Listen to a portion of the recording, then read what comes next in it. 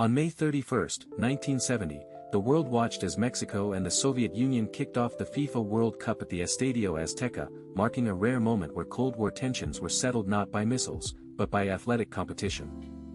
Before the global spectacle, the tournament's roots lay in the post-1968 atmosphere of Mexico, where the government sought to project stability and modernization to the international community following the tragic Tlatelolco massacre that had previously scarred the nation's global reputation.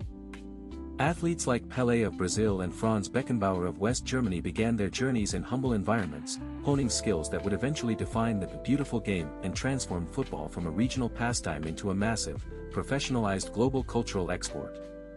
The motivation for these players was not just national glory, but the assertion of identity on a world stage, as the 1970 tournament became a primary tool for national branding during the height of the Cold War.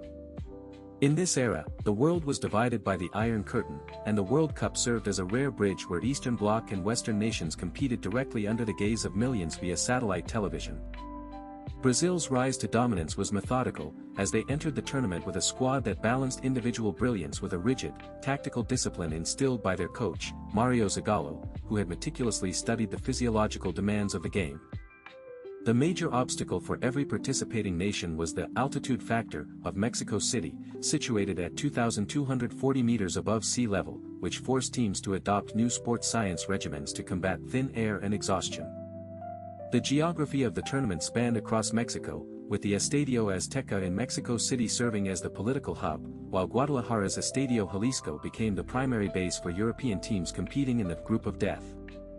The build-up to the knockout stages saw high-stakes drama, including the England squad's anxiety following the arrest of Captain Bobby Moore in Bogotá, Colombia, on false theft charges, a diplomatic incident that nearly sidelined the defending champions.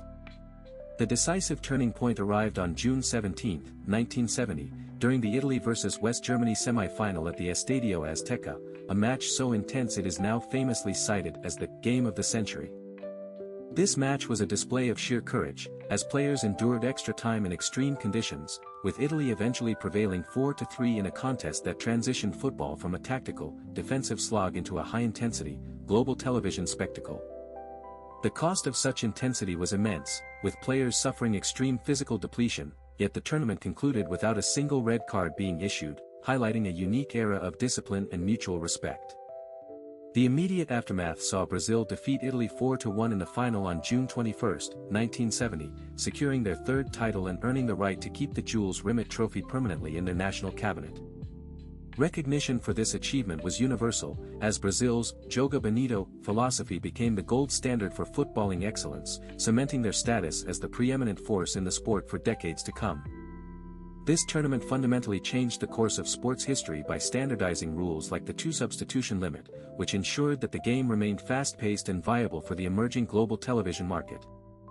Today, the 1970 World Cup is remembered as the blueprint for the modern mega-event, proving that sports could successfully project national power and economic modernization to a global audience of nearly 400 million viewers. A lesser-known fact is that the iconic Telstar Durlist ball by Adidas was specifically designed with black and white panels to ensure maximum visibility for viewers watching the tournament on early, low-resolution color television sets. The legacy of the 1970 games continues to inspire because it demonstrated that even in a world fractured by ideological blocks, the shared language of sport could create a moment of genuine, worldwide connection. The tournament's reliance on physiological science marked the first time that international teams treated sports medicine as a central pillar of their preparation, forever altering how professional athletes train for high-altitude environments.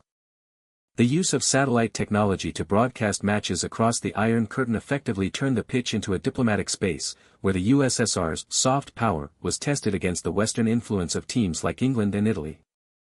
The 1970 World Cup remains a testament to the power of organization, as Mexico successfully managed 5 regional hubs: Azteca, Jalisco, Nou Camp, Cuauhtémoc, and Luis Dosal to host a tournament that saw 95 goals scored in just 32 matches.